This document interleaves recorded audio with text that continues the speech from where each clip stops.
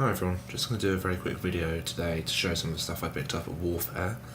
It's the show held in Reading, organised by the War Games Association of Reading. It's the first time I've been there as I've only just moved to the area. And the only other show I've been to was Salute, which I went to a couple of years ago. So I just want to really just go through some of the things I bought and then my impressions of the show. So overall I thought I really enjoyed myself, it was great fun. I think it's unfair to compare Warfare and Salute, which we did hear a few people actually talking about while we were there. Some people were saying how Salute was too, the impression I got, too commercialised and too focused on the quantity of people they could fit in. And I can see the points to it. But I suppose they are completely different events. Warfare, from what I noticed, had a higher number of games going on. There were tournaments going on, whereas as far as I remember, they don't do it Salute. So it's held at the Rivermead Leisure Centre, which is not a bad venue. It's a little bit cramped at times because, of course, it's a leisure centre rather than an exhibition venue, which makes sense. And it was split largely into three sections. So there was the main hall where they had the tournaments going on. We did look in there, but as it was mostly set up for tournaments, there wasn't really much of interest to look at. There were a handful of very nice American... there was an American Civil War Gettysburg demonstration game which looked fantastic. There were a handful of English Civil War games going on and a couple of medieval games. They were the demonstration games so that people could have a look and see how the games work. The rest of the area seemed to be dedicated to, I think, either Saga tournaments or 40k tournaments. I think they had a Saga tournament. We didn't really pay much attention to it because watching tournament games isn't something that particularly interests me. They also had the Bring and Buy, and the Bring and Buy did pick something up actually. I completely forgot about it. Picked this up for £5. It's out of date, it's old, but it's got a lot of nice bits and pieces at the end.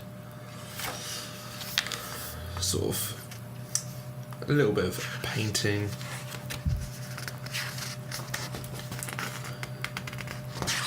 Some terrain, how to build a fortress. More than anything, it's just interesting to look through. Special rules for using boats, river assaults, coastal raids. It's quite interesting. I picked up for £5, so I thought, why not? They didn't really have much else there that caught my eye. They had a handful of Uruk-hai, and they were all just regular warriors, which I've got. They had a handful of Men of Gondor, which, again, not much interest there. Yeah, there wasn't really much in the Bring and Buy that caught my eye. The main hall, though, I say not the main hall actually, the main traders area was quite nice. It was very cramped. It had been planned for just myself and my friend Dan to go, but then at about 8 o'clock in the morning, the girlfriend turned around and said, "Oh, actually, I might come with you." And she decided to bring the baby. So if anyone was there and saw anyone knocking everyone out of the way and bashing them out of the way with a pram, that was us. Sorry. And sorry if we bashed your ankles in a bit, because it was very crowded and it definitely wasn't suited for a pram, but we didn't let that stop us. So I'm going to run through some of the bits and pieces I picked up. I decided I wasn't going to buy any soldiers. I wasn't going to buy any model soldiers. I just wanted to get bits and pieces to make terrain and make some village pieces. So, first things first, picked this up from Colonel Bill's. Stupidly didn't look at it. As you can see, it's very modern. There's a suitcase there, there's a bicycle. It's called a refugee pack, so it's refugee boxes and things like that. I can probably file off some of the bits on the suitcases and maybe green stuff over the bicycle to make it work, but waste of time. I didn't look at it properly. I just saw refugee boxes. Didn't even see it says 20th century. So just my stupidity. Handful of tufts from Gamers Grass. These are actually really nice. I'm quite impressed with them. They were £2.50 a strip. I think I've got 2 of these swampy types. That green, some light ones, and then sort of a mid swamp tone. Because I have done some terrain which I do need some more tufts for. So I picked them up right before I left. Jarvis Flock. I have got some trees which I'm going to be using for my board. At the moment they're just cheap, nasty.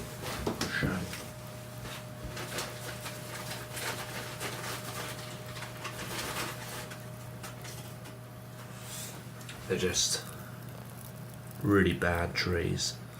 And I have seen a couple of videos where people spray paint these and then get some spray adhesive and then put some scenic or some scatter flock on it to thicken them out. So I'm going to give that a go to try and make them look a little bit better. They were only cheap. I bought them about 15 years ago and I've never really used them properly. So I got that. Now we can get into the slightly more interesting stuff. So Debris of War was a stand who did a lot of stuff. Most of it was cast resin terrain. I picked up some barrels from them for £4, small barrels. And the scale looks pretty good. So against the high elf there, comes up to about his mid-drift, which looks quite nice. So very nice actually. They had a big group of them painted up and they looked very nice. They did have some chapel ruins which looked phenomenal, and in my mind I looked at them and I just saw sort of like Osgiliath ruins, and I was very close to buying them, but they were quite expensive for what they were. And then I realised I am going to be getting hold of a set of ruins of Osgiliath, so I held off and didn't get them. I also got these for £4. It's a group of crates, which are quite nice. Again, up to about thigh on there, depending which way you want to stack them. Several different sizes, different types. Look very nice. So that was Debris of War. It was a very nice stand actually. They had quite a lot of interesting things. I went also to Ainsley Castings and got their Trade Goods C pack, which you can see is a bunch of sacks and bits and pieces.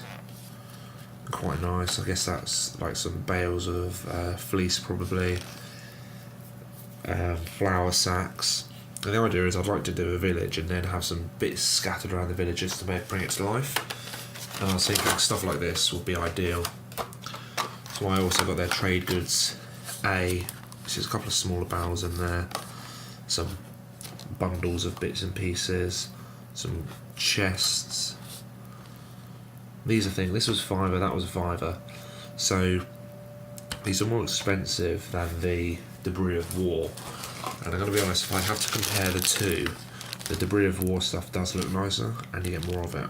So, but the Ainsley Castings is more variety. There's more variety in the pack. Also picked up, these look really nice, and they're metal, these, rather than resin. Treasure chests. Now I figured these would look quite nice as sort of, maybe perhaps objective markers, or as part of a group of objective markers, because I also picked up these. This is a treasure pile. These are resin again, like the rest of it. Some barrels, a big chest of gold. It's all quite nice. Sorry, just paused there to check on the baby and make sure I wasn't being too loud. I picked up a few other bits and pieces. I got War Bases do a set of figurines for animals. This was £17, so I mean they were all sealed, so I didn't actually know how much was in here. When I asked them, they said it's the same amount as in the blister, but they pre-pack it and knock off some discount. So let's see if they were talking out of us.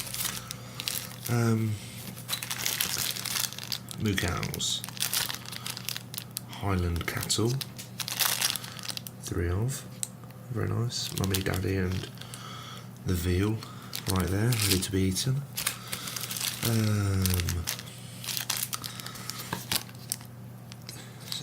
Soay sheep, I don't know, sheep with horns again.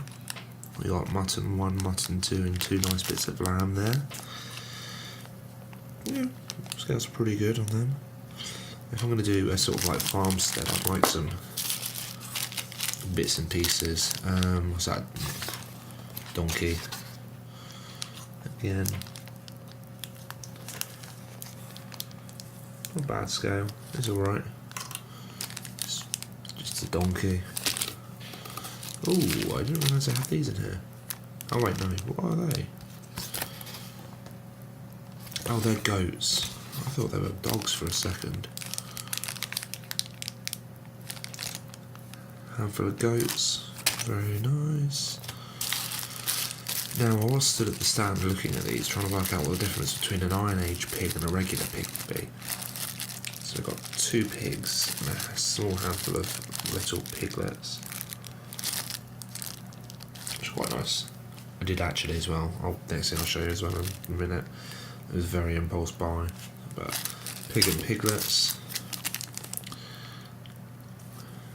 Ducks. Oh yeah, ducks. No legs on the ducks, so I suppose they kind of have to go in the water almost, maybe. And chickens. A small selection of chickens. So what I want to do is I want to do a video, or no, I want to do a farm area that would look like a bit like Rohan. And in my mind I wanted to get a little bit of life into it, so hence the trade goods and the animals, because I'd like it to potentially play out as almost a bit of scenario play, where you've got Uruk-hai or Dunland warriors attacking a village, and the villagers have got all their stuff everywhere and they're in disarray and they're running off all over the place. This company, I ended up speaking to the guy for probably a good 10-15 minutes. It's called Blotz, B-L-O-T-Z, and it's laser cut MDF terrain, so very very similar to Foreground, only this stuff isn't painted. So some of their stuff was around the same price as Foreground, although I say that they're around the same price as the stuff at the show, which I think may have been discounted already for some of the Foreground bits. So I've got a pigsty, which you can see there, which of course is going to go with the pigs.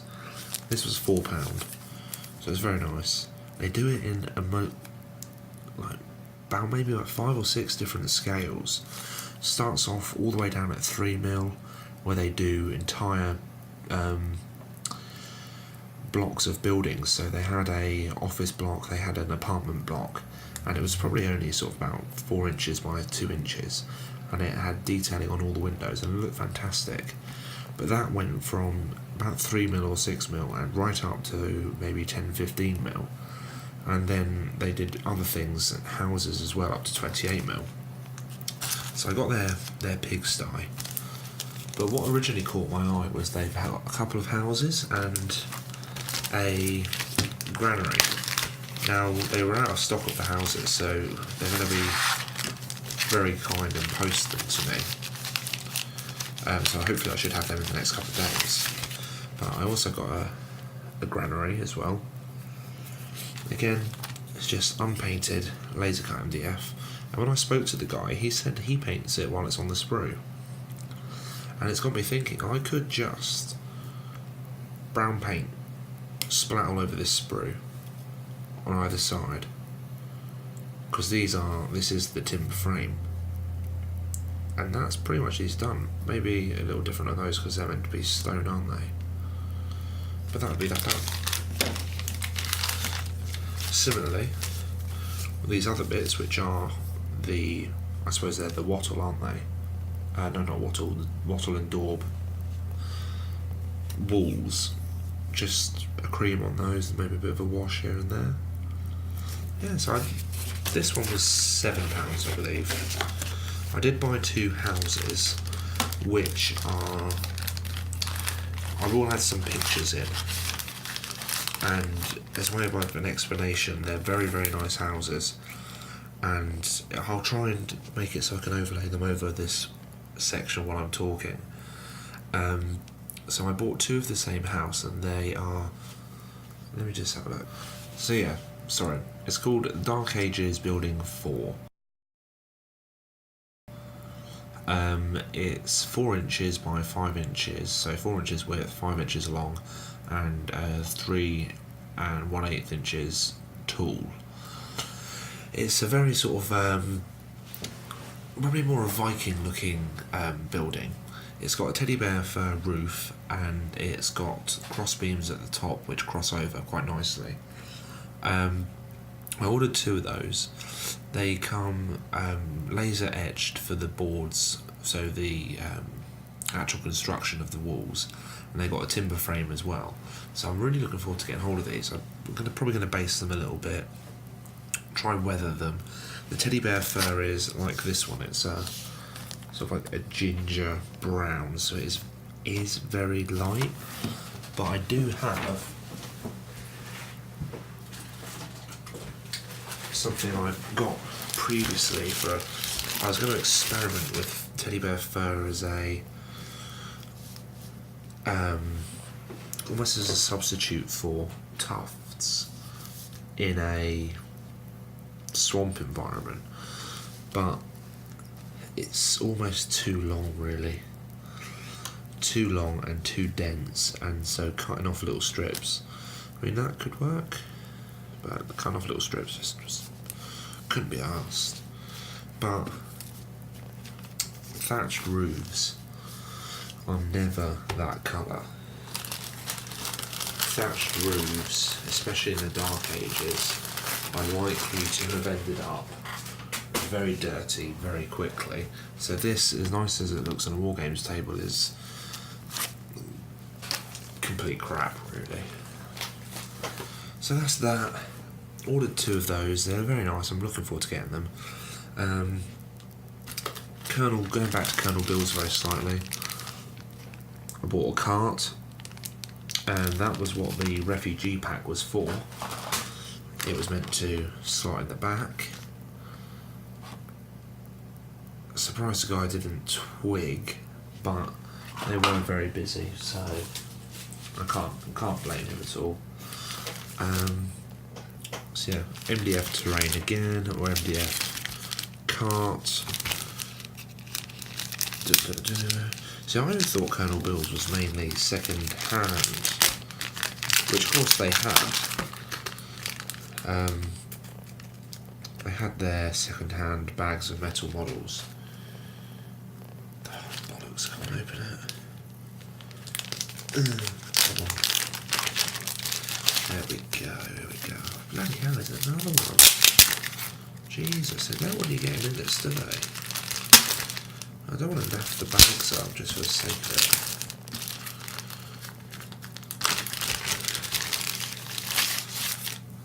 Right.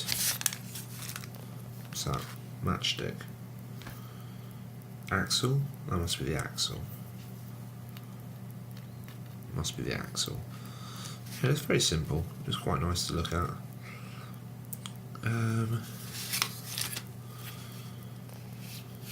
Good idea putting a strip of tape down it. Colour instructions, very good. Apparently this is very easy. Let's see how much I managed to mess it up. That's another thing. The blots items I got, the 2 houses and the pigsty, and also the granary, you don't get instructions, which isn't an issue for me because the instructions are available on the website, but for perhaps the less tech-savvy wargamer, of course there's potential for problems there.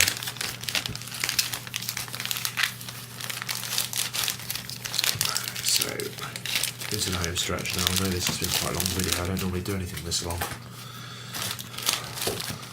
Back to war bases. Very, very, very, very basic. Complete other end of the scale to the blot stuff I've got. Very basic. MDF, laser cut, £4.50 each. Scale of the door frame isn't too bad. You just have to imagine someone having to hunch down to get through. These I'm planning on trying to tart these up myself with coffee stirrers, wall filler, so polyfiller, teddy bear fur, maybe some shingles, sort of like cardboard tiles, just to try and make it a little bit more interesting. But all in all, it was a great show. I spent my budget. I look at what I've got and I think, oh, I haven't really got much, but the things I bought were probably about average of about £5 each, and it adds up quickly. It adds up very, very quickly. So I'll get on with getting some of this painted up. I'd like to get a few videos done of the bits I do. I will do a video of some terrain that I've been making, just so that people can see the sort of stuff I'm up to. I've not painted any figures in a while, simply because I've got my board out now. Managed to play a game on it last night, which was great fun, using the terrain I've made.